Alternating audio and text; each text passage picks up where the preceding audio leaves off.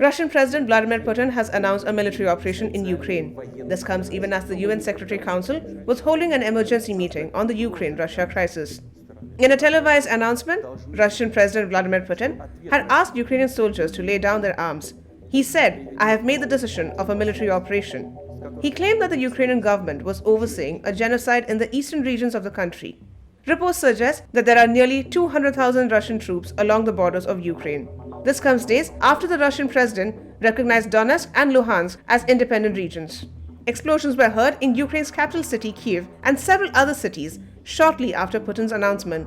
Ukrainian President Volodymyr Zelensky introduced martial law across the country and said that Russia was attacking the country's military infrastructure and border guards.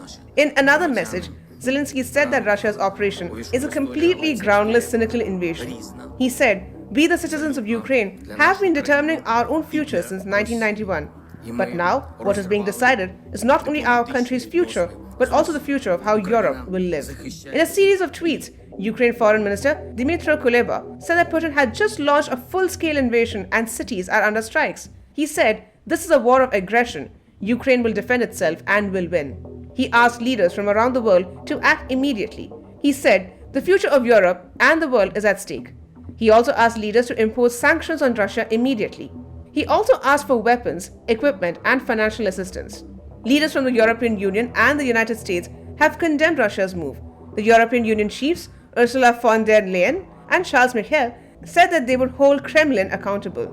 British Prime Minister Boris Johnson said that Putin has chosen a path of bloodshed and destruction by launching this unprovoked attack. He tweeted, "The UK and our allies will respond decisively." The United States President Joe Biden said that the world will hold Russia accountable over a military onslaught against Ukraine that he warned will cause catastrophic loss of life. He said, "We will continue to provide support and assistance to Ukraine and the Ukrainian people."